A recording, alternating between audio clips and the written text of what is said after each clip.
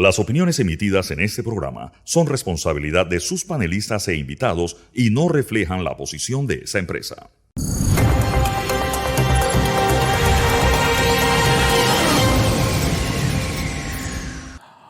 Mañana comienzan las clases. Ciertamente, a final de la semana, el Ministerio de Educación anunció que será un comienzo escalonado. Solo las primarias llegarán a las aulas mañana y la secundaria, o lo que llaman ahora premedia y media, lo harán el próximo lunes. Aquí, en Radar, quisimos hablar del tema en medio de la coyuntura electoral. Invitamos a todas las campañas políticas, solo 4 de ellas asistieron a ese programa. Amigos de todo el país, sean todos bienvenidos al Radar.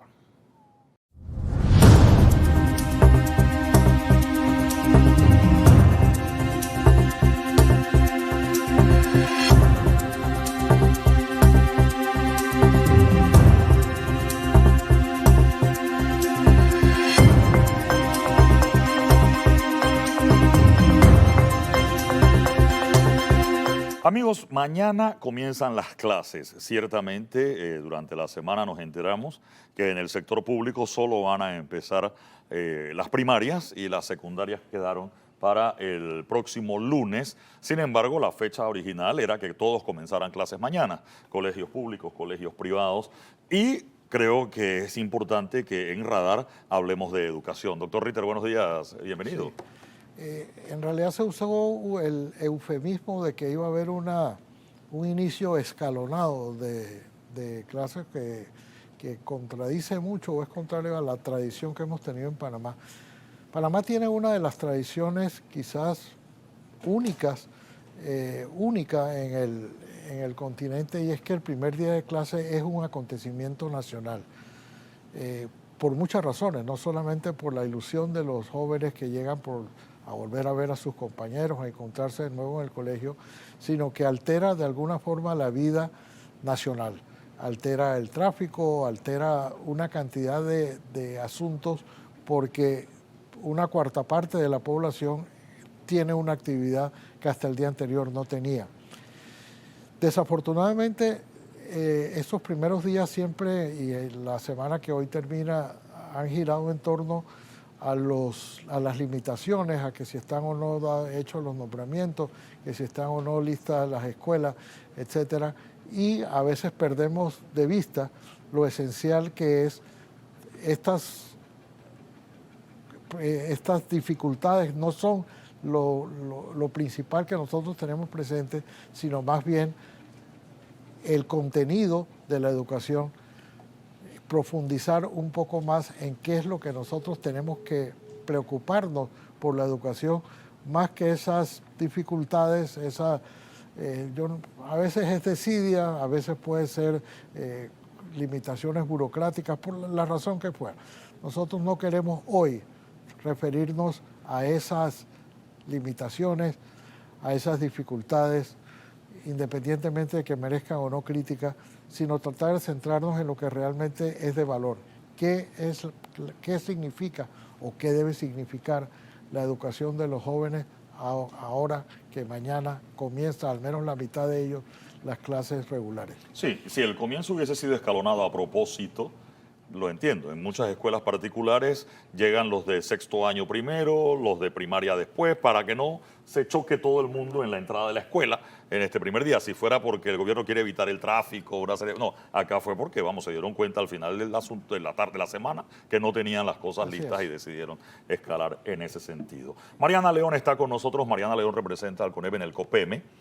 Por favor, ¿qué es COPEME rapidito para entrar en materia educativa? Claro que sí, gracias. Sí. El COPEME es el Consejo Permanente Multisectorial para la implementación del Compromiso Nacional por la Educación. Como sabemos, en el 2017 se firmó el Compromiso Nacional por la Educación, un documento muy extenso que delimita una serie de políticas públicas y líneas de acción, la hoja de ruta esencialmente que debemos seguir para mejorar y transformar la educación. Y en el 2019 se reglamenta y se crea el COPEME como un ente asesor y consultivo para el Ministerio de Educación para ayudar a darle seguimiento a que esas líneas de acción y políticas públicas se cumplan. 2017, estamos en el 2024, ¿qué tanto de ese compromiso se ha cumplido y hemos avanzado? Eso es lo que estamos midiendo ahora. Desde que el COPEME se formó, se reglamentó, se instituyó, todo eso fue un proceso que casi quedó cimentado en el 2020, así que hubo un proceso de transición. El Ministerio de Educación le ha entregado al COPEME 2 informes de avance y el COPEME ha realizado en respuesta a esos informes de avance un informe de valoración. Mayormente son informes un tanto cualitativos, no tan cuantitativos de decir, bueno, hemos avanzado este porcentaje. Yo creo que esa es una debilidad que tenemos nosotros como COPEME, que insistir en lograr entender cuál es ese porcentaje de avance definitivo en cada una de las líneas, y muy enfocado también de que como esto sucedió y el COPEME se creó justo antes de la pandemia, se priorizaron una serie de metas, 5 metas, y el MEDUCA se ha enfocado en esas metas. Nosotros ahora lo que queremos es regresar a las líneas originales del compromiso. ¿Qué dice el informe, ese que han podido responder sobre la base de el informe que había remitido o los informes que había remitido MEDUCA?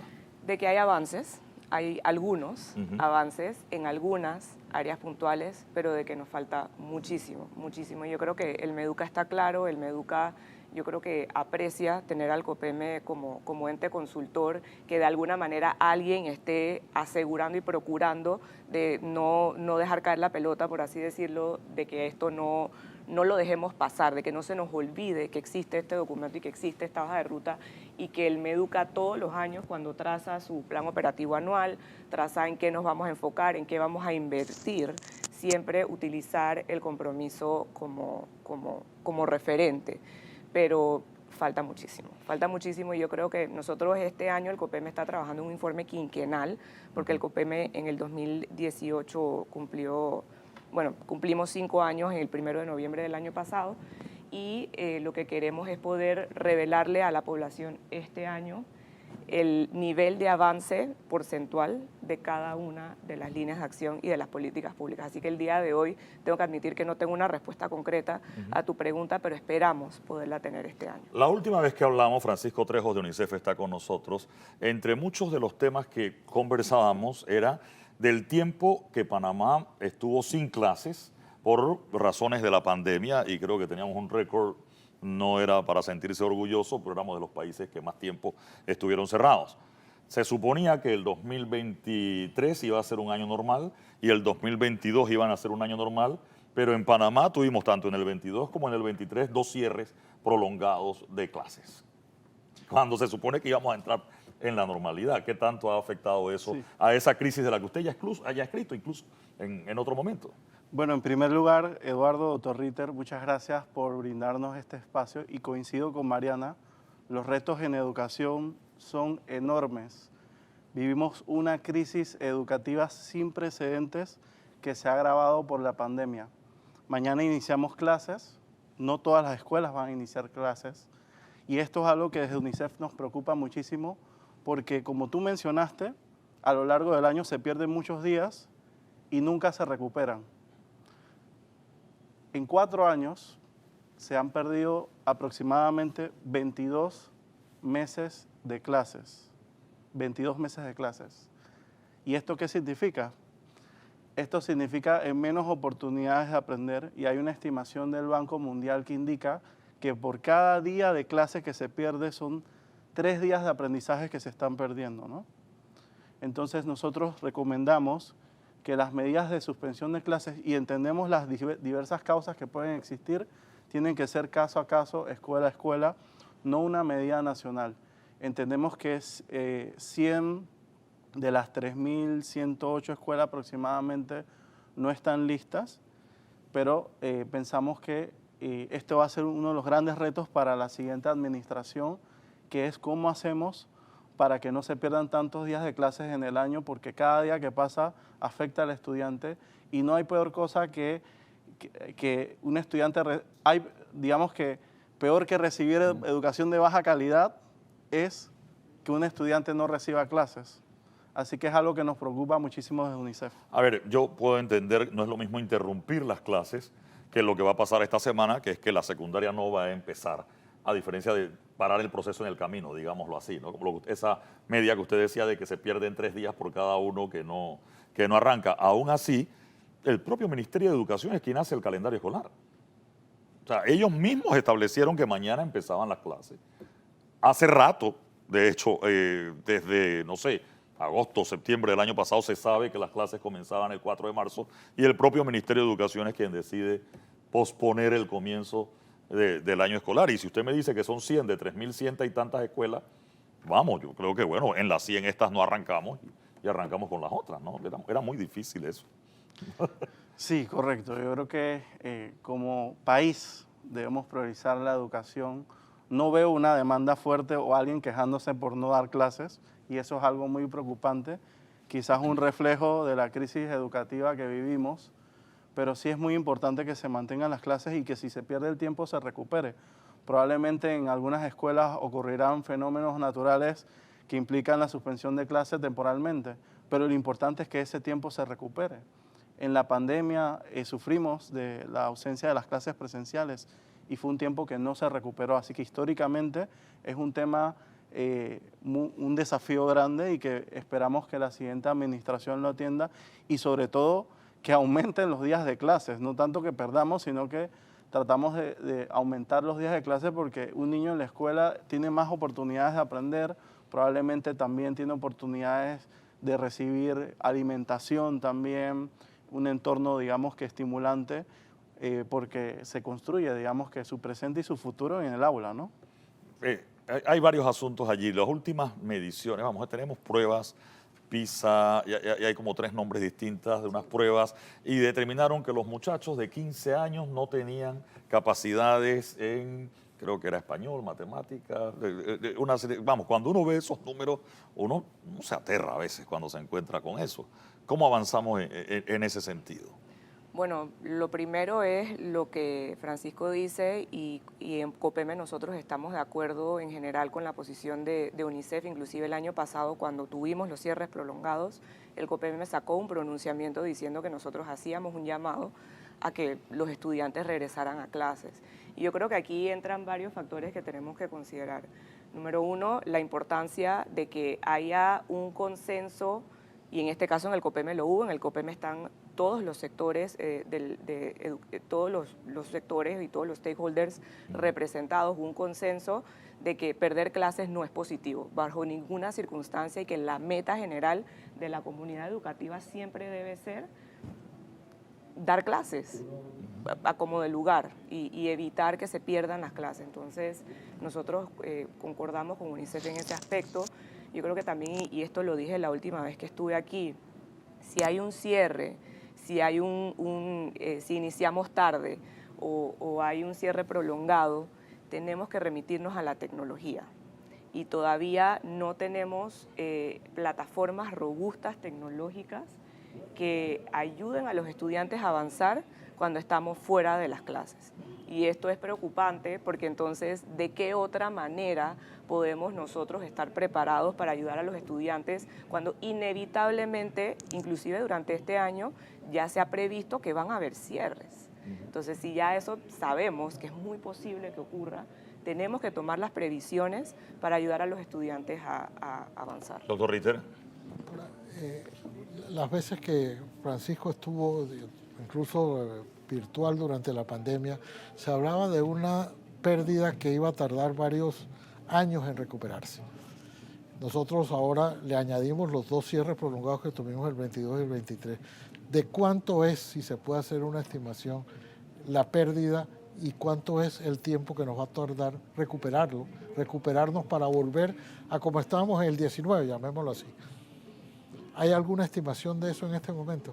Bueno, doctor Ritter, primero señalar que tenemos estudiantes en el sistema educativo que pasan 9 años en la escuela y no tienen comprensión lectora o inclusive tienen un nivel de lectura bastante bajo, ¿no? Si nos referimos a las cifras, antes de la pandemia estábamos hablando de cerca de 7 de cada 10 estudiantes no lograba, digamos, que las competencias mínimas en lectura. En la última prueba PISA hubo una pequeña mejora y eso se debe también al trabajo, digamos que de varias décadas atrás, incluyendo este quinquenio, donde se ha priorizado el tema de lectura, pero dimos un paso de los 30 pasos que tenemos que dar para mejorar.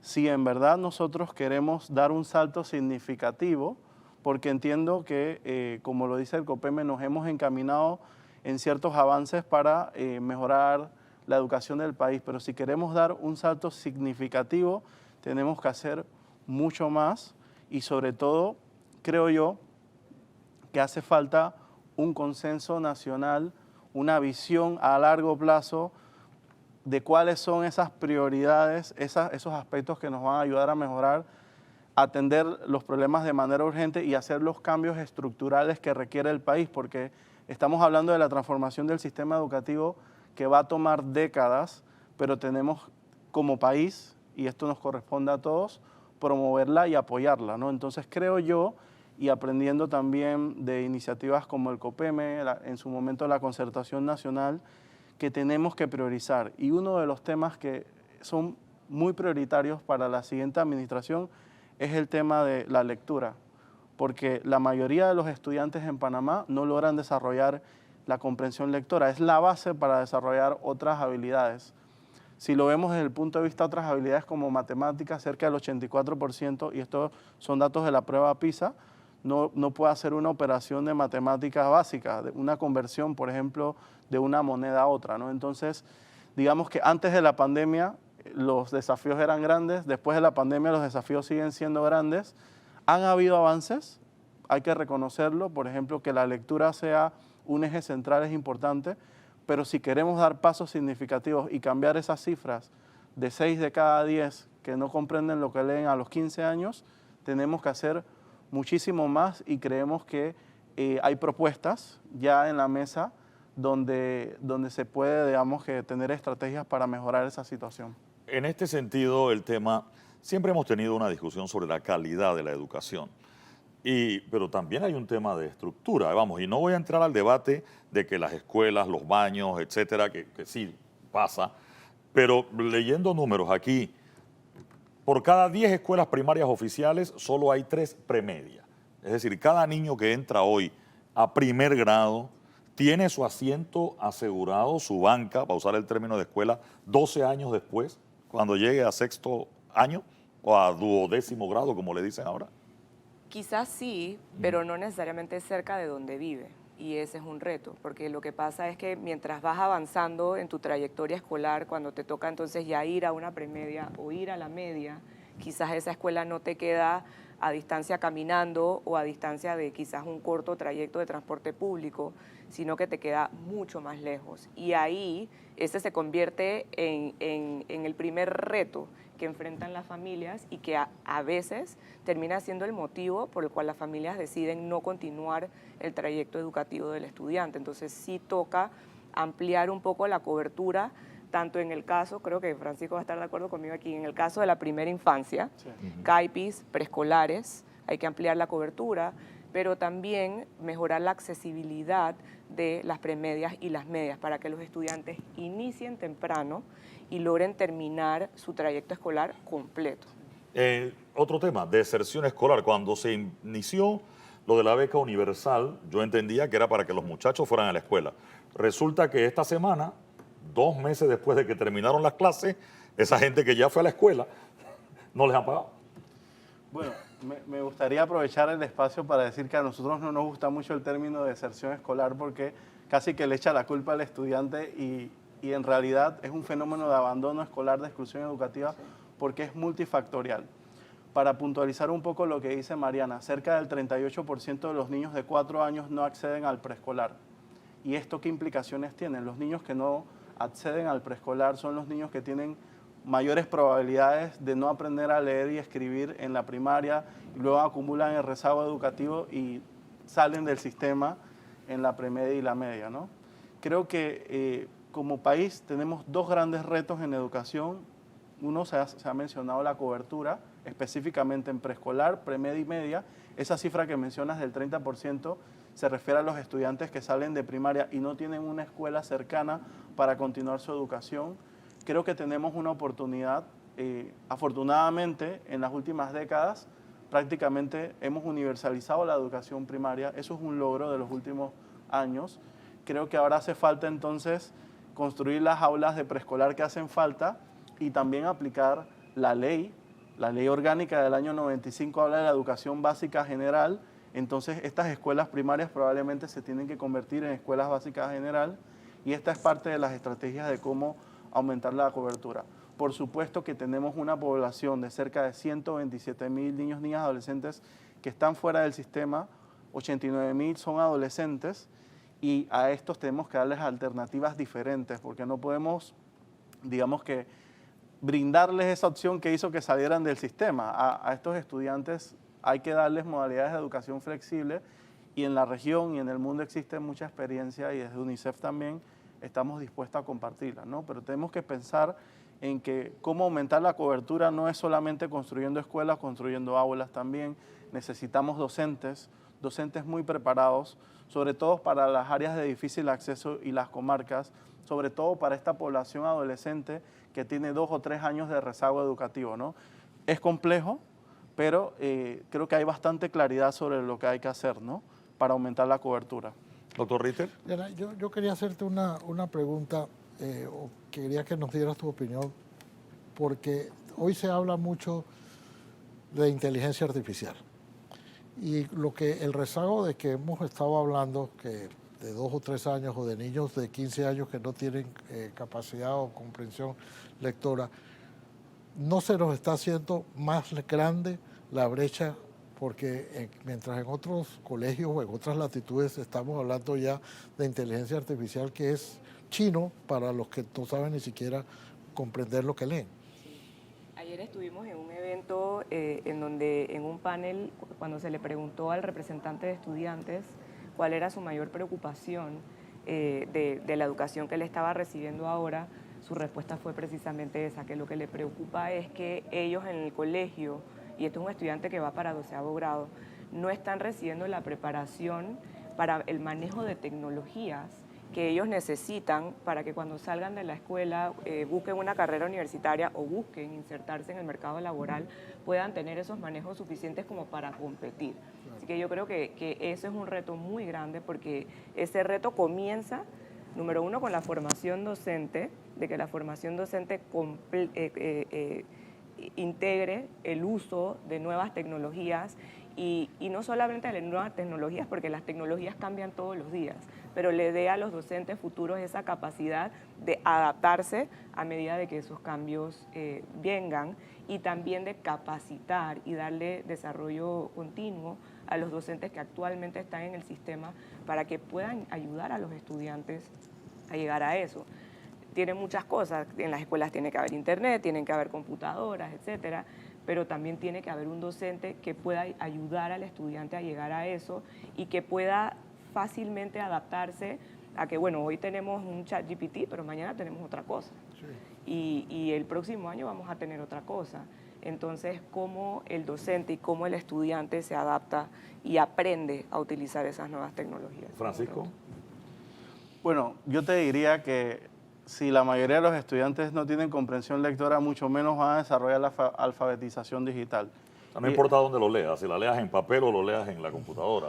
No por supuesto, entonces lectora. Digamos que obviamente la alfabetización digital es muy importante porque vivimos en un mundo globalizado y inclusive muchas veces los estudiantes están hasta mucho más adelantados que el propio docente, ¿no? Aquí el reto puede ser, digamos, que actualizar al plantel docente de cómo aprovechar estas herramientas en el aula, por supuesto. Pero sí pensamos que hay retos grandes en materia de alfabetización digital. Uno de esos es la conectividad de escuela, la calidad del internet es muy baja en las escuelas, también el tema docente. Existe una ley de transformación digital que si tú la lees y se implementara, o sea, se resolvieran todos los problemas de la educación, por supuesto, en esa materia, ¿no?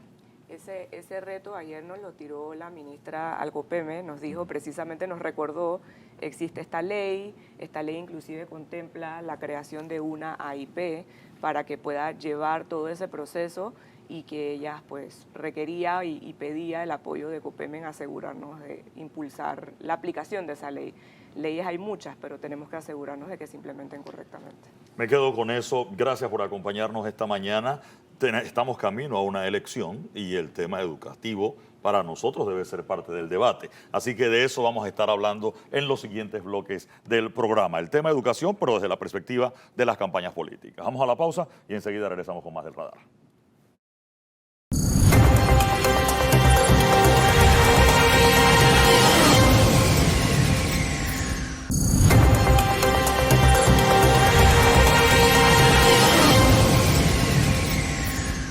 Amigos, mañana comienzan las clases y como anunciamos, a pesar de que estamos en medio de la carrera política, el tema de educación es uno de los asuntos de campaña.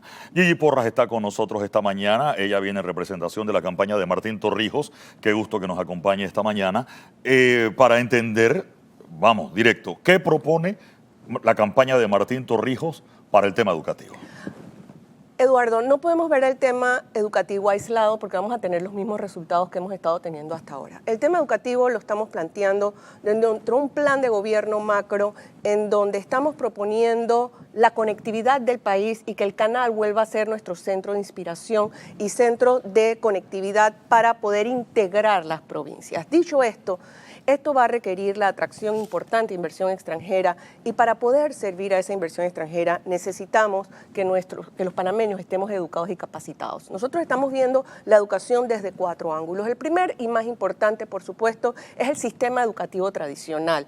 Los chicos van a la escuela, se encuentran con retos de transporte, se encuentran con retos de alimentación y se encuentran con un sistema que está agotado y que no les está brindando las capacidades que necesitan en esta era del conocimiento. Entonces, tenemos una gran brecha digital. Tú sabes que tenemos 75.000 estudiantes panameños que no acceden a una educación por Internet porque no hay Internet en sus escuelas por algo tan sencillo como que no hay luz. No es posible que tengamos 75.000 chicos en áreas rurales y de difícil acceso con esa diferencia y a propósito manteniendo esa brecha. Entonces, esos son temas que van a ser atendidos. Los maestros del sistema van a tener y les vamos a hacer una propuesta para que procedan a capacitarse en las nuevas habilidades que se requiere para los maestros. Estas habilidades incluyen, por supuesto, ser bilingües y vamos a retomar todo lo que es la capacitación en el bilingüismo de los maestros para que puedan transmitir ese conocimiento a sus estudiantes. Los maestros deberán tener entrenamiento en atención a la diversidad y las neurociencias, competencias digitales es clave, lo acaba de mencionar la representante del COPEME. Estamos graduando analfabetos digitales y no es posible. Los maestros deben poder acceder a capacitación en las didácticas pedagógicas y por supuesto tienen que tener las certificaciones como docentes en las materias básicas como matemáticas, español, inglés, ciencias naturales y sociales. Para eso haremos un plan de capacitación que vamos a ofrecer a los maestros, pero no se va a dar durante la época de la vacación. El maestro le queremos conversar y pedir su cooperación para que tengamos siempre las capacitaciones durante el periodo escolar y sea una capacitación contigua, si no, nunca lo vamos a lograr. Quiero aprovechar ese momento y quiero irme con el maestro Mario Almanza. El maestro Almanza viene en representación de la campaña de Maribel Gordón, maestro, pero, y usted disculpe porque yo le invité como campaña de Maribel Gordón, pero yo voy a preguntarle una también como dirigente magisterial que usted ha sido. El tema de, por ejemplo, que los maestros sean bilingües. ¿Hay disposición de los gremios de llegar a esa formación de los maestros? Buenos días, bienvenidos. Buenos días y gracias por la oportunidad. Bueno, los maestros nunca nos hemos, hemos rechazado los cambios. La educación tiene que ser continua y ojalá todos pudiéramos hablar distintos idiomas, fuera lo mejor. No nos oponemos a eso. Si hay que hacerlo en algún momento, se tendrá que hacer.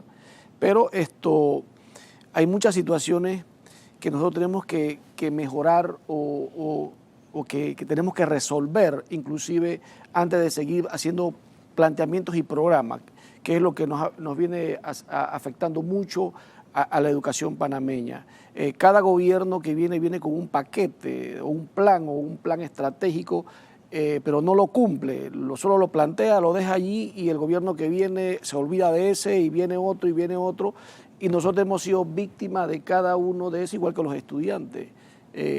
nunca nos hemos opuesto a las capacitaciones. La verdad, el Ministerio de Educación nunca ha tenido la capacidad de formarnos y capacitarnos. Los que hemos avanzado un poco más en nuestra formación lo hemos hecho a título personal y con nuestros propios recursos, pero que el Ministerio nos dé esas oportunidades nunca nos las ha dado. Es correcto lo que dice el maestro y en eso tienen el compromiso de nuestra campaña de que esa oferta de capacitación para los maestros van a estar porque sabemos que contamos con el compromiso de la mayoría. Un segundo bloque de atención en el sistema educativo, Eduardo, es las personas que se han graduado del sistema, el sistema les falló y tienen carreras que son obsoletas. Y esos son los que la juventud que hoy en día nos está diciendo que no encuentra trabajo o que les han dicho que no pueden contratarlos porque no tienen prácticas profesionales. De allí, a través del INADE, que vamos a recuperar el INADE 2.0, lo creamos en el 2006 y vamos a hacer la reingeniería completa. Ya sabemos que podemos capacitar a través de redes, que la gente podemos accederlo. El INADE se va a convertir con el sector privado en la identificación de estas grandes carreras y hacer un gran marketplace, como le llaman hoy los jóvenes, en donde tengamos ofertas de capacitación para todos aquellos que necesiten reingeniería en lo que han hecho. El que no sabe inglés va a poder acceder y aprender inglés.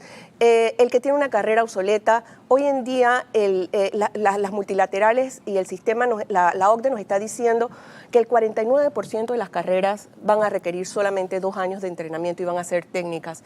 Hoy tenemos un ITSE que está funcionando y lo que queremos es poder llegar a impactar a más personas que sepan que pueden tener ese nivel de educación. Me quedo con eso un momentito. Vamos con la campaña RM Alianza, Martinelli Mulino. Juan Carlos Orilla, ¿qué proponen ustedes? Debo decirlo, y quizás haciendo citas, yo hablaba hace un rato de la beca universal, ahora se llama PASEU. Sin embargo, a pesar de los objetivos de la beca, el tema como la deserción escolar no necesariamente cambió. Y acá está el maestro para contrastar eso ahora. Durante su periodo, el periodo Martinelli, fue que se prometieron los aumentos, fueron como $900 de aumento para los educadores, eran en 3 pagos creo que eran el camino, y hubo todo un tema con eso. ¿Cómo planean ustedes lidiar con este asunto en caso de llegar a presidencia? Bueno, primeramente, gracias por la invitación, buenos días. El tema de los aumentos de los profesores en su momento era una necesidad, porque el maestro en ese tiempo estaba muy mal pagado y esos fueron aspectos de compromiso que se adquirieron en su momento y obviamente se cumplieron en la medida de lo que correspondía al periodo del presidente Ricardo Martinelli. El tema de la beca universal fue una creación de la administración de Ricardo Martinelli en el año 2010, provocando que la deserción que se daba en el país disminuyera por las necesidades que había en ese momento y a lo largo de nuestra historia, la pobreza que existe en muchos de esta población nuestra que no tienen absolutamente ningún tipo de recursos y la Constitución es clara, la educación oficial debe ser gratuita y esto era un aliciente y es un aliciente. Lo lamentable es que no se esté haciendo las cosas en tiempo y eso es lo preocupante. Bien lo dijiste, ya estamos próximos a entrar este lunes a las aulas, los estudiantes, y aún no han recibido el PASEU o la beca universal como se denominó originalmente. Estos proyectos tienen que ser tratados como prioridad, como es la educación en nuestro país. La educación en nuestro país debe ser prioritario porque de ahí viene todo el desarrollo sistemático y debe ser de una educación básica general completa desde el inicio del estudiante en la preprimaria. Nosotros estamos llamados a volvamos a la escuela como programa donde se le dé a la gente, a esos niños, lo que se le quitó o lo que no ha seguido dándose porque se tomaron decisiones políticas muchas veces. El tema de las mochilas con sus útiles escolares.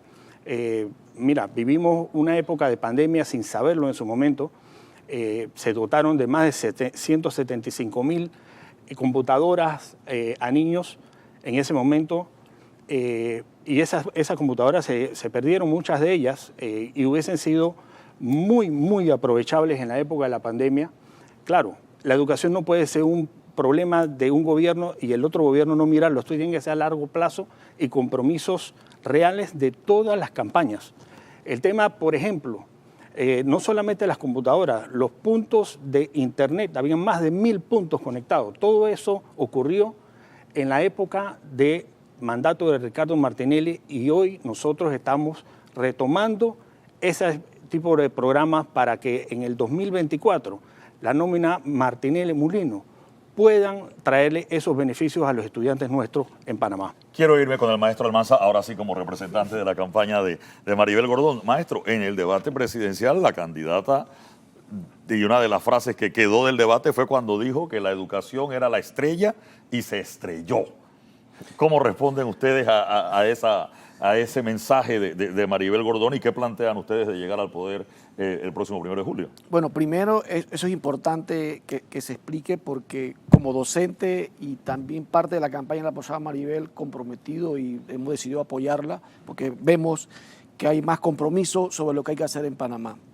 He tenido la oportunidad de participar, de estar trabajando en el gobierno de Martín Torrijos, en el gobierno de Medina Moscoso, de acá de presidente Martinelli, de Varela, y en todos nosotros siempre se promete lo mismo, pero en realidad pues no hay un compromiso. ¿Por qué la profesora dijo que se estrelló? Porque es un proceso que viene sin rumbo. El gobierno de Nito Cortizo la quiso tomar como la estrella, pero como era una estrella sin rumbo, se estrelló más rápido, porque no hay un plan, o sea, no hay un compromiso de parte de los partidos políticos, de parte de los quienes gobiernan, de realmente enfrentar el tema como es. Simplemente son planes estratégicos de periodo de 5 años que se quedan en el tiempo, no se cumplen. Por ejemplo, cuando se dieron usted habla vamos a hablar primero del salario. Nosotros demostramos en la mesa con el gobierno de Martín Torrijos, gracias a la profesora Maribel, que nadie nos quería hacer un estudio, la profesora Maribel Gordón, sin ningún tipo de costo, nos hizo el primer estudio que se hizo sobre la vida económica del docente. O sea, se demostró en ese momento que había muchos docentes que estaban inclusive en la línea de la pobreza, y otros porque hay salarios distintos dependiendo de los títulos que tú tengas. Entonces, en ese gobierno nos negó que había que ajustar, no había que aumentar, había que ajustar el salario a 290,10 centavos. ¿Cuántos se nos ajustó en ese momento? 90 balúas. Y fueron entregados en varios periodos.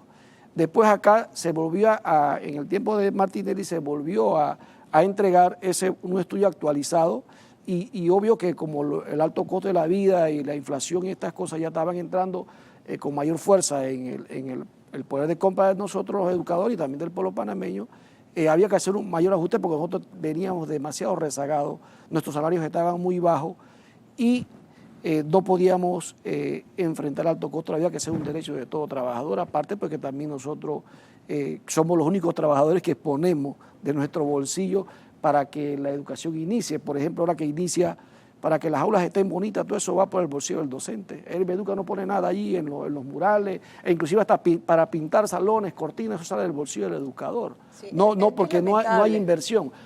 Acá con el tema de las computadoras, hoy día usted va a un salón de informática y eso es un depósito de máquinas viejas, de computadoras ya desfasadas. O sea, no se trata de entregar por una estrategia política, sino se trata de crear un programa que se continúe y que se mantenga en el tiempo y que realmente nos resuelva. Es correcto, la tecnología a nosotros nos hace falta y quedó evidenciado en la pandemia, que no sabíamos qué hacer, cómo atender, porque no teníamos ni las herramientas, ni el conocimiento de forma general. En el caso de muchos maestros, muchos sí los tenemos. Tampoco las escuelas cuentan con internet, por más que se diga no lo hay. En el tiempo de Varela, en el tiempo de Martínez se empezó con ese internet para todos, Varela lo aumentó, 35% de las escuelas nacionales no funciona, no sirve para investigar nada. O sea, son planes que no funcionan. Entonces, en el compromiso de la profesora Maribel, nosotros lo hemos visto en tres. Hay que ver la educación como un derecho. ¿Qué le vamos a ofrecer a los educadores y qué le vamos a ofrecer a los estudiantes? A los estudiantes que la educación debe ser gratuita, pero gratuita no es solo decirlo, sino realmente practicarlo, que el estudiante tenga alimentación, que el estudiante tenga pasaje, que tenga uniforme, que tenga los útiles necesarios, que tenga, en los casos donde no son distantes, tenga un lugar donde vivir, pueden ser los internados. Hay muchas formas de apoyar a las familias para que se tenga, para que se cumpla con el tema de la gratuidad. Doctor Ritter. Mira, uno de los problemas que vamos a tener mañana, que se inician las clases, es que las clases no se van a iniciar para todos. Ya solamente van a entrar las primarias. El Ministerio de Educación ha dicho que es una apertura escalonada del inicio de clases y se va a perder una semana de clases, al menos una semana de clases para algunos. Esta es una de las promesas tradicionalmente incumplidas, que las escuelas van a estar listas. Esto es una cosa que se oye todos los años. Cuando termina el año, en diciembre, se dice van a estar listas las escuelas en febrero o marzo cuando se inician las clases. Y yo no he visto un solo año lectivo en el que se pueda decir están hechos todos los nombramientos y están listas todas las escuelas. Esto es un problema de carácter administrativo, entiendo yo. ¿Hay alguna propuesta para corregir esto y que de verdad no se quede en promesa el que las escuelas estén listas? Por supuesto, es un tema administrativo y la propuesta de Martín está orientada a la descentralización del sistema. La responsabilidad tiene que ser absorbida por las juntas comunales y las alcaldías. Tenemos unos fondos de descentralización que deben ser canalizados correctamente. Pero más allá de eso, nosotros tenemos el FESE. Y yo he estado obsesionada con este tema de por qué las escuelas no están listas, y lo que he aprendido en estos 8 meses en que he estado trabajando en el plan de gobierno de Martín, me he dado cuenta que lo que resulta es que hay un tema de alfabetización digital, como dice el maestro. Los directores de escuelas no están capacitados para utilizar la internet, ni tampoco administrativamente para poder hacer uso del FESE correctamente como debe hacerse. Entonces, allí tenemos una oportunidad muy importante para, a través de la descentralización, las comunidades puedan exigir a sus representantes locales que las escuelas estén listas. El modelo tiene que cambiar. Si seguimos haciendo lo mismo, vamos a obtener los mismos resultados. Un cambio seguro requiere respuestas distintas. De lo contrario, va a seguir pasando lo mismo. Respecto, y creo, maestro, que eso va alineado a por qué las escuelas y los maestros tienen que poner plata de sus fondos personales para que estén listas. Hay que exigir la capacitación de los directores para que puedan acceder a los fondos del FESE. El dinero está ahí y el dinero no se está ejecutando. ¿Qué pasa? ¿El Meduca está salado? No sé, ¿qué planea usted? Y se lo pregunto porque, a ver, aquí al lado de los estudios de TVN están construyendo un supermercado. Eso acaban de empezarlo a construir y eso ya va por el segundo nivel. Oigan, el Meduca, primer ciclo Santa Librada, llevan como 8 años haciendo la escuela y todavía no está la escuela. Hace un par de días protestaban aquí en el corredor norte los de Cunanega cuando veo la escuela bien bonita, pintadita, pero hay un tema de electricidad, hay un tema con la bomba de agua, hay un tema... Es decir, la escuela se veía bien en el punto del maquillaje, pero entiendo que adentro tenía otro montón de problemas. Al Meduca como que le sale la bruja siempre en, en las licitaciones. ¿Qué he aprendido en este tiempo también? Por favor, hay un tema para de que conteste el señor Orilla. Perdón, claro. Sí. Sí, gracias. Mira, nosotros creemos que es un tema de voluntad y capacidad. Nosotros demostramos ya en el quinquenio del presidente Ricardo Martinelli que cuando se comprometieron a hacer obras, se hicieron las obras y se entregaron. Nosotros tenemos un listado de muchas obras que se hicieron, que se comprometieron y se terminaron. Otras no se pudieron terminar por el tiempo, pero quedaron para que la administración siguiente les hiciera y bueno, todos sabemos qué pasaron con esa.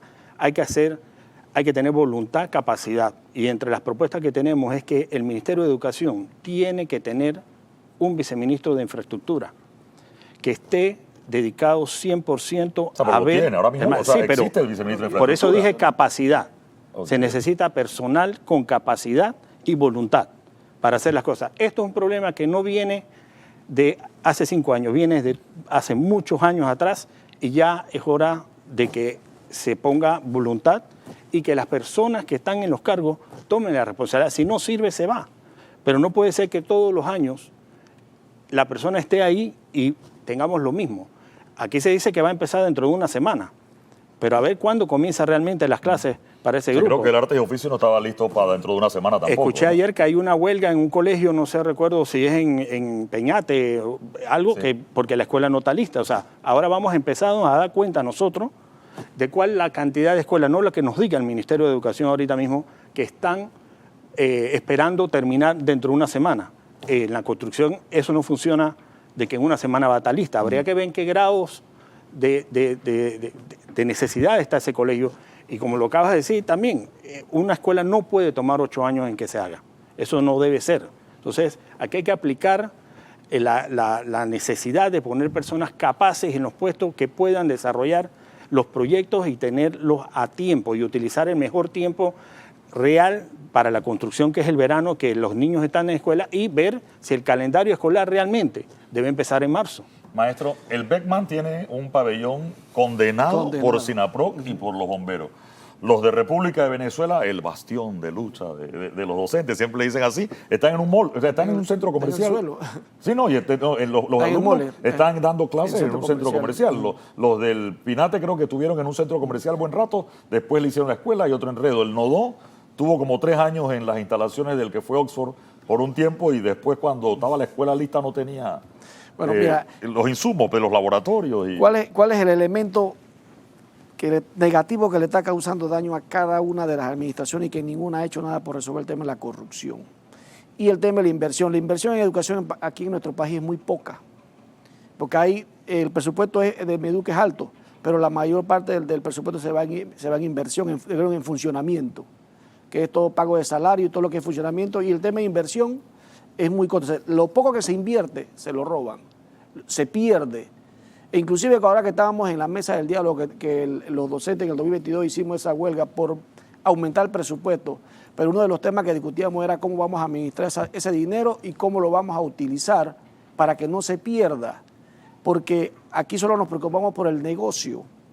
¿Por qué todas esas escuelas están hoy abandonadas, como el IPT de Santiago, como el Venezuela? En Caledonia solamente queda de pie la escuela Perojota Sosa y hay 3, donde trabajo yo hay 3 escuelas en una.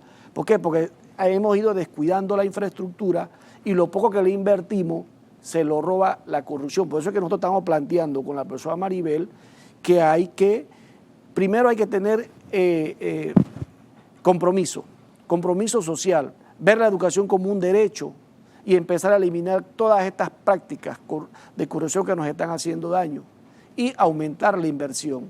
Pero antes de hacer esto también tenemos que ver dónde estamos parados en el tema de infraestructura, en el tema de plan de estudio. A veces construimos por construir. La infraestructura tiene que responder al desarrollo del plan de estudio. Eso no ocurre. E inclusive las escuelas modelo que se hicieron en el gobierno de Martinelli, hoy ya, que costaron más de $12 millones, hoy ya están presentando problemas de infraestructura. Y todas tienen problemas de insumo. O sea, todas tienen el mismo problema por más que le pongamos nombre. O sea, no hay compromiso de parte de todos los partidos políticos y quienes nos han gobernado. ¿Por qué? Porque ven a la educación como una mercancía, como un negocio en las contrataciones, en los insumos. O sea, no hay calidad. ¿Cómo le vas a, por ejemplo, para dar un ejemplo, cómo le vas a instalar a un baño, por dar este ejemplo, un baño de casa, cuando eso ¿Para cuántos alumnos? Para cuántos alumnos, o sea, por dar un ejemplo, ¿no? Y así ocurre con los tableros, ocurre con las bancas, ocurre con cada una, porque ahí el negocio está primero. Entonces, para nuestros juicios es una forma de privatizar la educación, porque estás abandonando, no estás dando respuesta al sector público, dices que lo haces, pero en realidad no se está haciendo. Entonces, llegó la hora de hacer el cambio, y ese cambio lo vamos a garantizar nosotros junto con la profesora Maribel. Gigi Porras.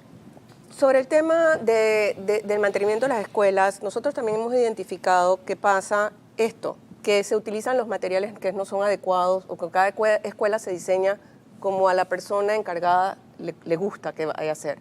Las escuelas tienen que responder a la actividad que van a realizar, al tipo de educación, la vocación que va a tener, al área donde está ubicada, al número de estudiantes y tiene que haber una estandarización del sistema. Martín está proponiendo que haya una estandarización de lo que va a ser construcción de escuelas según el área, número de estudiantes y la vocación. En la medida en que todas las escuelas sean construidas de la misma forma, utilicen el mismo tipo de tablero, utilicen el mismo número de banca, el mismo número de tornillos que van a ser requeridos, el mantenimiento va a poder ser resuelto. O sea, lo estamos viendo no solamente desde un punto de vista de una promesa, sino de identificar qué está molestando. Como habíamos dicho, molestaba el tema administrativo del FESE, pero también la falta de planificación y estandarización de lo que requiere una escuela y el propio edificio de la escuela. Eso es, apenas estandaricemos, vamos a poder dar mejor mantenimiento. Usted dijo mantenimiento. Esa palabra parece palabra sucia en la burocracia panameña, Así ¿no? es. El maestro dijo, y se refirió a una escuela o la escuela que se inauguraron en el periodo de Ricardo Martinelli. 2013 empezaron. Imagínense, han pasado 10 años. O sea, si las escuelas se deterioran no es porque alguien las inauguró, es porque las siguientes administraciones no han hecho su trabajo de darle el mantenimiento, y eso es un tema importantísimo. Todo el tema de mantenimiento de las escuelas, hacerle las mejoras, las adecuaciones en el tiempo por los nuevos requerimientos, obedece a la planificación y a la estructuración de personas capaces de lograr esto y que no sea un tema aislado de un gobierno. La educación está dentro de los 5 primeros puntos de importancia del pueblo panameño. Si usted le hace una encuesta en las diferentes edades, en algunos casos dicen de segundo, de tercero, de cuarto, de quinto. Es el grado de importancia y la gente sale a protestar cuando su colegio no está funcionando o tiene alguna situación. Nosotros hemos demostrado, la nómina Martinelli Mulino ha demostrado ya la capacidad que tiene para poder echar adelante que este proyecto, estos proyectos de obras que inicien, se terminen y adecuar con voluntad las necesidades de mantenimiento que tengan cada uno de estos colegios. Y hay un pedacito importante que se me estaba quedando. Las escuelas ranchos, las escuelas multigrado, todo ese tema, esas escuelas deben de desaparecer las ranchos y crear en los lugares, en las poblaciones cercanas donde están las personas, los estudiantes, para poder que ellos no tengan que irse a lugares de distancias largas, para poder que al final de cuentas no abandonen los colegios y puedan tener esa educación mínima primaria. Sí, el maestro quería aportar. Las escuelas rancho es como una bandera que han agarrado todos los partidos políticos cada vez que hay elección, pero nadie lo resuelve. Hoy tenemos más de 1.200 aulas. ¿Qué pasa con las escuelas rancho? Porque no el hay tema un de manejo del compromiso. FESE y la falta de conocimiento. Maestro. Inclusive no hay compromiso de Es que las realmente- escuelas rancho como que se reproducen. De repente No es que acabaron con no todas se- las no escuelas se- rancho y de repente aparecen. No se porque resuelve, hay una porque no se manipulación resuelve. comunitaria a veces. Vamos a hacer una escuela rancho aquí Eso es. y nos aseguramos. El tema de- migratorio hay que analizarlo, por eso es que es importante hacer para el gobierno que va a entrar, en el caso de nosotros, hay que hacer un diagnóstico, una línea antes de dónde vamos a partir a resolver los problemas. ¿Okay? Hay que empezar a resolver los problemas que están, el tema de las escuelas que están caídas, las que están pendientes por resolver infraestructura y hacer un planteamiento, porque nosotros no tenemos un plan de desarrollo nacional. Nosotros no sabemos qué individuo, no hemos discutido qué individuo vamos a formar de ahora en adelante y a qué espacio laboral va a trabajar. Aquí estamos simplemente en una competencia de quién gradúa primero en el caso de las universidades en el menor tiempo, pero no sabemos cuántos licenciados para derecho necesitamos, cuántos necesitamos para cosas, porque no tenemos una planificación e inclusive en la parte económica de dónde voy a llevar a esas personas a Me trabajar. quedan 30 segundos para cada uno. Sí tenemos conocimiento en la campaña de Martín Torrijos qué vamos a graduar y qué vamos a hacer. En la era del conocimiento, los países tienen que desarrollarse en lo que saben hacer. Nosotros sabemos hacer logística, turismo y tenemos que meterle a la agroindustria para poder seguir exportando y poner atención a la fintech. Panamá va a ser bilingüe. No hay razón para que no lo sea a estas alturas. Orillac. Acá en la nómina Martinelli Mulino ya sabemos hacer las cosas, lo hemos demostrado, la población sabe que nosotros cuando gobernamos hicimos las cosas bien y dejamos una economía y un país funcionando muy bien. Vamos a hacerlo nuevamente y creemos que la educación es un tema sumamente importante y que hay que atacarlo, pero hay que conocer de fondo ese monstruo, cómo nos lo están dejando. Maestro. Primero, la ventaja de nosotros es que no tenemos nada que ver, no hemos estado en ninguna administración, pero tenemos el conocimiento. La ventaja de la profesora Maribel es que ha asesorado a cada uno de los movimientos sociales en el tema del agua, en el tema de educación, en el tema de salario, en el tema de salario mínimo, en el tema de la caja del seguro social, en el tema de trabajo. O sea, tiene un conocimiento amplio, lo ha demostrado, nos ha ayudado, nos ha apoyado, sabe, tiene los insumos y tiene la capacidad y el compromiso de resolver todos los problemas del Estado panameño. Y eso es importante. Me quedo con eso y precisamente voy a la pausa. Enseguida regresamos con más del Radar esta mañana de domingo.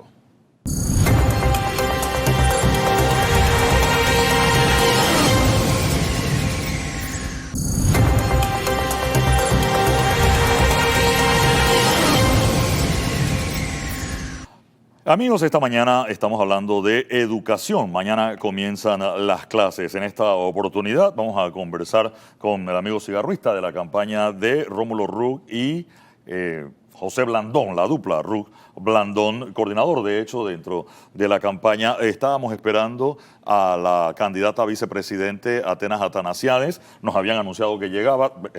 Pienso yo, y espero que esté bien y no haya tenido ningún inconveniente, porque no tuvimos noticias de ella en la última hora. Sin embargo, tenemos que continuar. Usted ha escuchado parte del programa ya. ¿Qué ha pasado y qué plantean ustedes en materia de educación? Bueno, primero, buenos días. Gracias por el espacio. Mira, Eduardo, la verdad que la educación tiene que mejorar y yo estoy confiado en que lo vamos a lograr. Escuchando el panel anterior, ¿qué fue lo que me llamó la atención? Inclusive, que estoy 100% de acuerdo con lo que mencionaba el profesor. Primero escuchaba una campaña que mencionaba que la educación iba a mejorar porque se iba a volver a ampliar el canal. Otra campaña que mencionaba que la educación iba a mejorar porque nuevamente iban a entregar computadoras. Y lo que mencionaba el profesor es que lastimosamente los gobiernos cada vez llegan con un libro diferente, hacen un cambio radical y nada funciona. En reiteradas ocasiones, tanto Rómulo Rux como José Blandón lo han dicho, ya el plan existe. Y para eso está el compromiso nacional por la educación, algo que inclusive también se habló esta mañana, algo que se estableció, un documento robusto que tiene 37 políticas públicas y 241 acciones a corto, mediano y largo plazo que son medibles, en donde participaron la empresa privada, participaron los docentes, la Asociación de Padres de Familia, como también participaron las universidades. Entonces es un documento de Estado robusto a largo plazo que solamente se tiene que ejecutar y que podemos ampliar por las propuestas también de los jóvenes unidos por la educación. O sea que ya nosotros tenemos una ruta y es algo que reiteró tanto Rómulo Rux en el debate presidencial como lo ha hecho también José Blandón. Ahora esto tenemos que sumarle algo que es de suma importancia, que es la ley 362 de 2023, que establece que no podemos usar menos del 7% del Producto Interno Bruto para presupuestar en educación. Tenemos que usar el 7% o más. Pero ¿cuál es la clave de todo esto? Que ese 7% u 8% o más tiene que ser utilizado en inversión y no en gasto. No es simplemente para incrementar la planilla estatal, sino que tiene que haber una respuesta o por lo menos un plan identificado de inversión en donde se invierta en infraestructura, mejorar la calidad de los centros educativos, incrementar también la cantidad de centros educativos que hagan más cercanas las escuelas hacia el pueblo panameño, hacer la construcción de los ITSES, algo que fue implementado por el gobierno panameñista y que nosotros hemos aportado nuevamente al gobierno, donde buscamos por lo menos 3 o 4 ITSES a nivel nacional, en donde las carreras técnicas, que son solamente a 2 años o 2 años o 3, le permitan al panameño acceder al mercado laboral y también darle ese respaldo al docente que tanto necesita. Lamento que no nos acompañen representantes de otras campañas. Como dije, la señora Atanasiades no pudo llegar, pero habíamos invitado también a la campaña del PRD, a la campaña de Lombana y a la campaña de Melitón Arrocha. Lamento también la situación, porque me hubiera gustado de repente, si intercambiaba los puestos, dejar al maestro Almanza y preguntarle, por ejemplo, qué ha pasado con estas paralizaciones, donde, doctor Ritter, los dirigentes de los grupos magisteriales han sido protagonistas. Totalmente. Y es importante que aprovechar que ya vimos parte del contraste entre dos posiciones, por ejemplo, muy puntualmente en el manejo de la infraestructura. el representante de la campaña, el señor Illac, de RM, de Realizando Metas, fue muy puntual en el sentido de que tenía que tener mayor capacidad el viceministerio de Infraestructura del Ministerio de Educación. Sin embargo, la representante, la licenciada Porras, de la campaña de Martín Torrijos, lo plantea como una descentralización completa de esa responsabilidad. Y en el sentido de que, por un lado, pareciera que el problema estaba en la excesiva centralización para las 3.000 y tantas escuelas que existen en el país, versus una visión diferente que es la de descentralización, darle esa responsabilidad a las juntas comunales y a los gobiernos locales. ¿En cuál posición estaría la campaña o una eventual presidencia de Rómulo y Blandón? La forma en que nosotros lo hemos planteado en el plan de gobierno, y hablando nuevamente desde la coordinación del plan de gobierno en la que hemos trabajado varias personas, expertos de educación, mi persona no soy abogado, no soy experto en educación, pero he participado en el plan de gobierno, en la coordinación del mismo también. Nosotros tenemos planteado que no es empoderar a un funcionario o darle más poder a un viceministro, porque ya las funciones están. Lo que nosotros tenemos que hacer es, en efecto, cumplir con lo que ya está establecido. Tenemos que hacer una licitación pública que sea transparente, de confianza hacia el pueblo panameño, que en efecto cumpla con el mantenimiento de la infraestructura pública a nivel nacional. Y cuando no se ejecute o no se cumpla con su función, se tiene que penalizar. Eso nosotros lo hemos reiterado en muchas ocasiones. Lo que no puede pasar es que, como le pasó a Rómulo hace 2 semanas cuando fue a la comarca, se encuentra a una escuela completamente abandonada, que tenía el clásico letrero de gobierno nacional, todo lo demás, y que no se le dio ningún tipo de mantenimiento, y no sabemos qué es lo que ha sucedido con la empresa que llevó a cabo la construcción de la misma. Entonces nosotros no vamos a empoderar a un funcionario que ya de por sí tiene privilegio y tiene muchas obligaciones que no se cumplan, sino lo que nosotros vamos a hacer es ejecutar lo que ya se encuentra, y en efecto tiene que existir una certeza de castigo cuando las empresas no cumplan con las licitaciones públicas que se dan por parte del Estado. Yo no sé si es conveniente que usted quedó solo o al revés, le toca recibir todo el ataque. Venga. Pero en la administración Varela hubo un tema con los cursos de inglés y se mandó a estudiar una cantidad de maestros, Panamá bilingüe. profesores a unos cursos y unas cosas, y los resultados del inglés en Panamá, salíamos en una lista en estos días donde casi todos los países de Centroamérica estaban en una tabla mejor de inglés que la que tiene Panamá. Panamá, a pesar de la historia que ha tenido con los Estados Unidos, y no solamente con los Estados Unidos, sino los países del Caribe, porque bueno, hubo una gran migración que hubo desde el Caribe. Nosotros, como bien dices, hemos salido mal evaluados, inclusive dentro de los últimos países en relación al bilingüismo o el manejo del inglés. Se inició el programa de Panamá Bilingüe, que nosotros queremos retomar, porque regresamos al mismo punto. Tú no puedes tener un docente que no está capacitado, que no está respaldado, que no tiene los recursos necesarios para poder dictar las clases y después querer exigirle. Además, que no se puede aprender con hambre, como tampoco se puede dictar clases con hambre. Tampoco le puedes adeudar tampoco a los docentes. La capacitación de los docentes tiene que ser continua. El programa Panamá Bilingüe nosotros lo queremos retomar. Nosotros sabemos y tenemos claro que la empresa privada o las empresas multinacionales que quieren o ven con buenos ojos todavía, por suerte, invertir en nuestro país, necesitan que las personas o el panameño esté capacitado por lo menos con el manejo de los 2 idiomas, sin entrar en la parte de tecnología, que son el STEM y las TICs, que nosotros también queremos implementar, pero como bien mencionaba, necesitamos fortalecer a los panameños con el manejo de 2 idiomas. Pero arrancar primero con que aprendan bien en español, porque hemos visto que en español tampoco estamos teniendo una retentiva o una lectura de verdad comprensiva, para luego, como uno mencionó en su momento, ahora vamos a enseñarles chino y un 3er o 4 idioma, cuando inclusive en español lo encontramos críticos. Tenemos que fortalecer la educación desde los CAIPIS, quien Rómulo dijo que quiere implementar alrededor de 1000 a nivel nacional, porque es necesario para la niñez como también es necesario para las madres. Entonces, Panamá Bilingüe sí es un proyecto que nosotros vemos con buenos ojos, tendrá sus falencias, pero sí tiene una muy buena intención, y sí creemos que con una ejecución correcta podemos llevar a Panamá a avanzar hacia el bilingüismo. ¿Cómo se hacen 1000 CAIPIS en todo el país? Bueno, tal cual como lo mencioné. El primero, y todo el mundo pregunta, bueno, ustedes quieren hacer esto, pero ¿de dónde lo van a sacar? Dándote un ejemplo, Blandón mencionaba que solamente con $3 millones nosotros podemos poner internet en todas las escuelas. Entonces me va a decir, bueno, que estás loco, que estás inventando, ¿cómo lo vas a hacer? Y él lo mencionó tal cual. El tema de Starlink, nosotros lo podemos implementar a nivel nacional y solamente y utilizando 100 megas, porque actualmente lo que se le brinda a las escuelas públicas no está ni cerca, y el costo está alrededor de los $1.500. En todo caso, si se quiere implementar en las comarcas o áreas difíciles de acceso, nosotros con Starlink lo pudiésemos implementar. Es cierto que tendríamos que tener un acercamiento con las empresas que ya brindan el servicio e inclusive ver el tema de políticas públicas, pero de la misma forma nosotros tenemos que hacer a nivel de infraestructura. Tenemos que hacer recortes, que ya lo tenemos planeado, para poder generar ese margen y poder implementar entonces los desarrollos a nivel de infraestructura. Ya como dije, está la ley 362 que nos obliga a utilizar más del 7%, pero tiene que ser en inversión, no puede ser en gasto y derroche.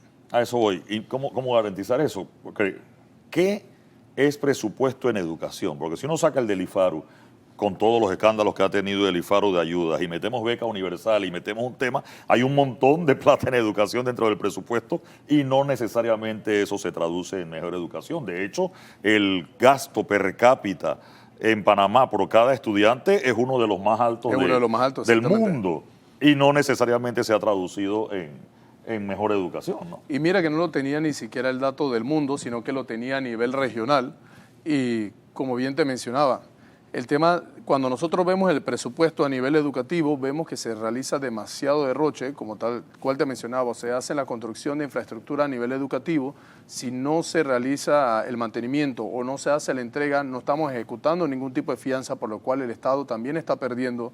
Vemos que una Contraloría tampoco está ejecutando o un Tribunal de Cuentas, la DGI o Tribunal de Cuentas tampoco puede obtener los fondos que lastimosamente fueron utilizados por la empresa privada y que el Estado no puede entonces recuperar. Esto es algo integral a nivel de Estado, en donde tenemos que obtener los fondos mediante los recortes necesarios, en donde se está derrochando para poder invertirlo de manera correcta y de forma progresiva. No son 1000 caipis en un mes, pero se tiene que hacer de forma progresiva y es lo que nosotros queremos entregar para en efecto crear un plan de Estado, no de gobierno de 5 años, sino de Estado bien dirigido hacia el país que nosotros queremos y la educación que nosotros queremos tener a nivel competitivo para competir regionalmente y a nivel global dentro de lo posible. Licenciado Cigarrista, gracias por acompañarnos. Doctor Ritter, ¿usted tiene alguna más? No, yo lo que quería nada más es que me ha llamado mucho la atención la última frase que ha pronunciado en el sentido de tener no una política de gobierno, sino una política de Estado. Porque uno de los temas recurrentes que ha habido en este programa ha sido el que cada 5 años viene un sistema nuevo, viene cada maestro con su librito. Aquí literalmente cada maestro con su librito. Sí. Pero y es posible, como ha ocurrido en otros países, ocurrió en Chile, que donde hay una gran brecha ideológica y sin embargo los partidos de izquierda y partidos de derecha dijeron, bueno, vamos a hacer un propósito a largo plazo y miren el resultado que les ha dado. Eso nada más como una última observación. ¿Usted ve eso posible en Panamá? Pero es que ya estaba, por eso arrancaba con el Compromiso Nacional por la Educación, que fue consensuado entre los gremios de educadores, en la empresa privada. O sea, fue en un momento en el 2017, que también se habló esta mañana, en donde todos entendimos la gravedad que teníamos a nivel de educación y dijimos, queremos desarrollar esta educación, este es el país que nosotros queremos. Ya el plan está, como bien mencioné, las acciones, que son 241 están, las 37 políticas públicas están, las propuestas de los jóvenes también están, solamente es tener voluntad de querer hacer. Como mencioné también, que lo ha repetido Blandón, con $3 millones tendríamos internet en todas las escuelas a nivel nacional. Y no es una locura. Ahí está Starlink, está el ejemplo tal cual como él lo mencionó en reiteradas ocasiones. Es querer hacer Pero y ejecutar. Es que si eso fuera así, el tema educativo no tenía ni que estar en el debate público, en la elección, sino todos nos comprometemos a ejecutar lo mismo. Pero eso no es lo que está pasando y la prueba de lo cual es que hemos tenido diferentes visiones de diferentes campañas políticas. No se trata solamente de firmar un documento, también hay un pacto ético digital y hay otro poco de que pacto se incumplió la semana. que se incumplió la primera semana. Pero Bueno, muchas gracias. Pero nosotros sí estamos en el plan de llamar a todos los actores y ejecutar lo que ya está consensuado y que tiene un plan de Estado. Gracias, licenciado Cigarrista, por acompañarnos esta mañana en el radar. No, gracias a ustedes.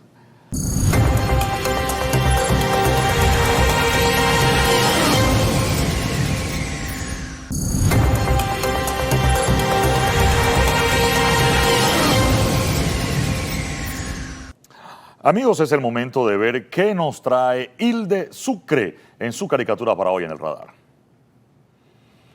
Oiga, lleva un señor con bastantes libros, colegial, mochila, lonchera. Aproveche el hijo, que su educación cuesta mucho. Doctor Ritter, usted que es cuidadoso del idioma español, el hijo, esa es una expresión muy del interior muchas veces, ¿no? Con el artículo, ¿no? Hablamos en griego. Les gusta mucho usar la hija, el hijo. Incluso cuando las personas se refieren a su propio hijo, en la capital y en muchas partes se habla de mi hijo, pero en el interior a veces se dice el hijo. El hijo ya llegó del colegio, el hijo refiriéndose al propio. Es un sistema, en el interior tienen modismos para que en la capital no se usan y que son muy del español antiguo. Curiosamente allá se ha mantenido más las formas antiguas de hablar, que no necesariamente son malas, digamos que son clásicas. Sí, no es una incorrección, no, para entonces. Nada, para nada. Porque yo a veces pensaba, bueno, nos quedamos con en griego, casi todas las cosas llevan el artículo y en vez de decir Jorge, yo diría el Jorge, cada vez que me refiriese a ti. Jorge Eduardo, hay varios asuntos, debo decir, y tengo que yo pedirle disculpas a los amigos televidentes. Estábamos esperando a la diputada Tanasiades, esperamos hasta el final, lamentablemente no llegó, nos comunicamos con ella, no recibimos respuesta, espero que no le haya pasado nada porque la estábamos esperando. Pero no solo es el caso de ella, invitamos a las 8 campañas electorales, Jorge Eduardo, y 3 campañas prácticamente no nos respondieron. Lo que me deja pensando en qué pasa o qué tan serio se han tomado las campañas el tema educativo. Eso es preocupante y lo que pudiera decirse es que o no están preparados o es un tema que no les interesa. Y la que más me sorprende, pues tengo que decirlo, es la de la campaña del PRD, porque la campaña del PRD se ha basado en las palabras de su candidato, el vicepresidente Carrizo, en que se ha sembrado y que debe continuarse lo que se ha sembrado. La educación fue señalado como la estrella de este gobierno. Se ha hablado mucho de que si fue la estrella, que si se cumplió o no ese compromiso, pero al margen de eso, yo creo que demuestra mucho más que una campaña exponga en programas como estos temas específicos, no venir a decir mi candidato va a ganar, sino temas que realmente le interesen a las personas y que puedan transmitir a la ciudadanía las posiciones en cada una de estas materias. Una de las críticas que se le hizo al debate era que no había tiempo suficiente para desarrollar y no se trataron todos los temas. Sí, la educación sí estuvo dentro de los temas, pero no se pueden tratar a profundidad. La manera de hacerlo, no en 30 minutos, en 30 segundos o en 45 segundos o en 60 segundos, como son las reglas del debate, es en los programas donde se puede dar mayor tiempo y puede explayarse más y contrastarse en las diferentes posturas, y de verdad que me resulta, voy a decir que es sorprendente, sí, es sorprendente, pero a la vez también frustrante que las campañas políticas no hayan querido presentar en una forma un poco más amplia y desarrollada un tema que por las limitaciones del tiempo quedó muy corto en el debate. Qué bien por las 4 campañas que sí nos enviaron a sus respectivos voceros.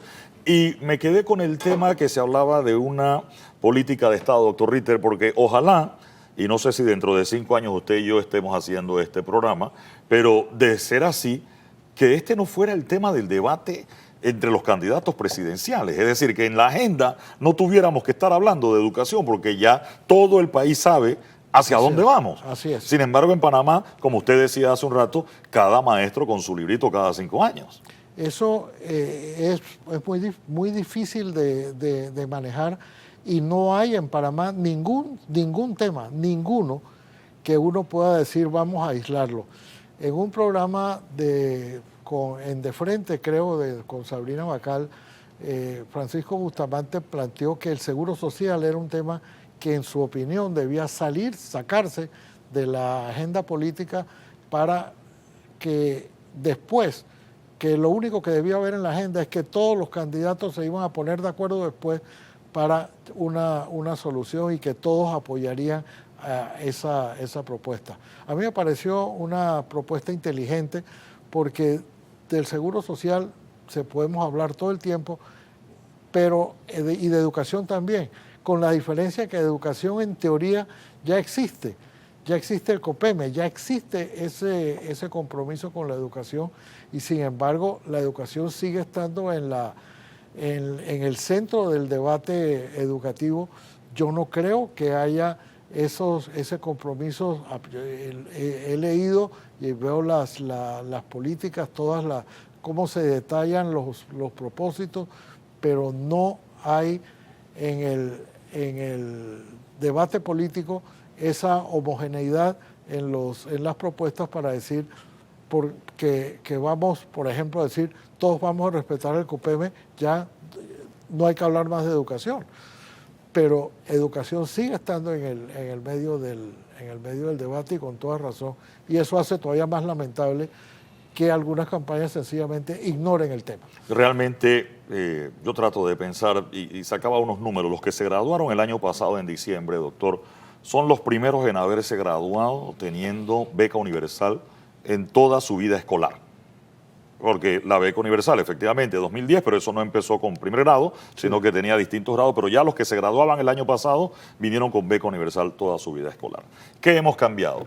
Que a la primaria le seguimos diciendo ahora premedia y media, a lo que antes llamábamos primer ciclo y segundo ciclo. Sí. Al cuarto año ahora le decimos décimo grado. Y algunas escuelas cambiaron de nombre y Centro de Educación Básica General ahora tienen otros nombres y de bimestres a trimestre, pero realmente hemos tenido cambios profundos y sustanciosos en educación. Yo doctor. siento que no ha habido esos cambios y siento, y así se los pregunté en el programa, que la brecha se ha ido agrandando. Mira, Eduardo, yo conozco de personas, de jóvenes, de estudiantes en quinto, en sexto grado, sería que en algunos casos, por lo que dijeron, en algunos de nuestros colegios no tienen ninguna siquiera capacidad lectora, comprensión lectora, y sin embargo en otros estamos hablando ya de la utilización de inteligencia artificial. Entonces hay una brecha tan descomunal en materia educativa que yo creo que ojalá todas las campañas hubieran estado enfocadas solamente en eso, en cortar esa brecha digital, porque posiblemente de aquí a que nos actualicemos, que no sé cuántos años van a ser, y rompamos o terminemos con el rezago que nos dejó la pandemia y los cierres de los últimos 2 años, ya va a haber otra cosa que no es, decía la licenciada Porras, va a haber algo que ya no es tampoco el chat GPT, sino quién sabe qué será. Y nosotros vamos como muchos años atrás. Nosotros estamos tratando de ponernos al día en un sistema educativo no para el siglo XXI, sino estamos tratando de ponernos al día para el siglo XX. Pero el siglo XX ya pasó. Ya vamos una cuarta parte del siglo XXI y estamos en esa misma... No, tenemos una ley del 40, del año 40, y que cuando se hizo en el 40 ya era del siglo XIX, o sea, ya venía atrasada. Por supuesto. Y nos quedamos cortos en esa actualización. Ojalá podamos actualizar el tema. Fíjese, tantos asuntos. ¿Cuánto dura una computadora? Doctor Ritter, una computadora, usted compra una computadora hoy y en 2 o 3 años seguramente ya esa computadora no sirve, y no porque no sirva físicamente, sino que va a estar desactualizada o no va a tener la capacidad de correr los programas que se necesitan. Imagínese eso en el aula. ¿Cómo llevamos eso a poder actualizar y cambiar las computadoras en las escuelas cada 2 o 3 años para poder tener esa continuidad? La computadora que se le entrega al muchacho, si es que hay un plan, como decía una de las campañas, de entregarle computadora a cada alumno. Sí, a ese muchacho vas a tener que darle 4 computadoras en toda su vida escolar. Porque la que le entregas hoy en primer grado no le va a servir cuando esté en cuarto grado, Pero, ni en primer año de nuevo. Claro, pero además de eso, la capacitación del docente, Eduardo, tiene que ser monumental, porque de nada sirve que un estudiante tenga una computadora si el docente no va adelante de ellos. Hoy hay, y creo que alguien lo mencionó en el programa, hoy hay estudiantes que están mucho mejor capacitados, dotados con el uso de las herramientas tecnológicas que los que están sus profesores. Nada más toma el caso de los que pueden manejar la inteligencia artificial. ¿Cómo hace un maestro hoy para distinguir, digamos, en un resumen de un determinado libro, que no se lo haga mejor? ¿Cómo hace él para determinar que el estudiante no lo logró en inteligencia artificial, si es que el profesor maneja la inteligencia artificial o sencillamente va al rezago de sus propios estudiantes? No, aquí lo que hacen es que no dejan que el muchacho lleve el celular al salón. Pero lo hacen en la casa. Y ahí es donde tiene todas las herramientas para hacer lo que necesita. Gracias, doctor Ritter. Gracias, amigos oyentes, por acompañarnos esta mañana. Ya está lista Sabrina Bacal de frente, aquí en TVN.